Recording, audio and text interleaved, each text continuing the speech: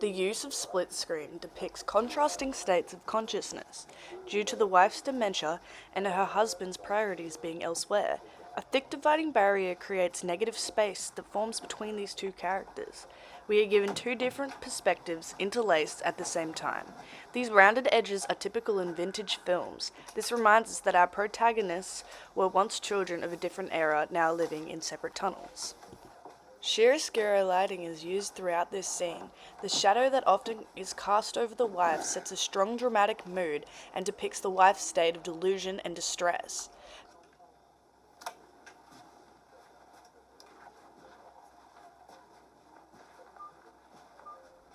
On the wife's channel, we can see that the 180 rule is broken few times, creating not only a disorientated feel, but an almost documentary-like tone.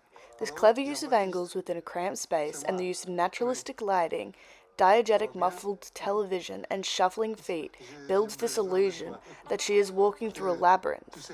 As she steps out of the darkness, it's as if there's a brief relief of recognition of her surroundings. The set design and mise-en-scène conveys a long life constructed.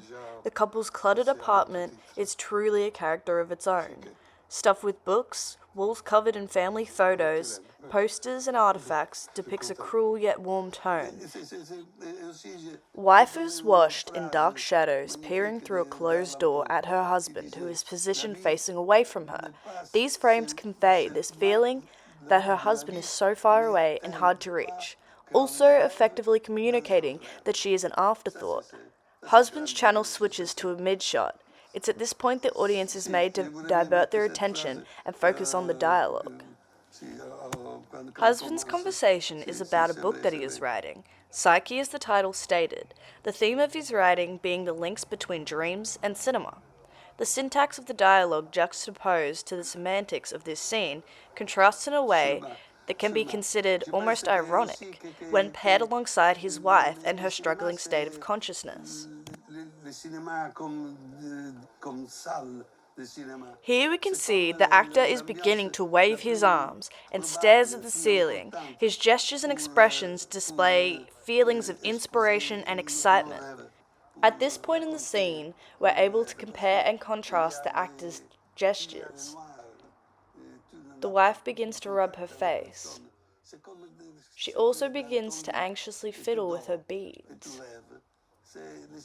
Here we can see that her expressions are overwhelmed and confused. The choice of costume colors can be compared and clearly understood. Yellow invoking inspiration and red hinting at destruction or despair. The actor's gestures, expressions, costumes, and lighting set the perfect tone for what is taking place. The semantics complete the dialogue entirely and gives us, as the audience, a better understanding of the characters, their mindsets, and motives.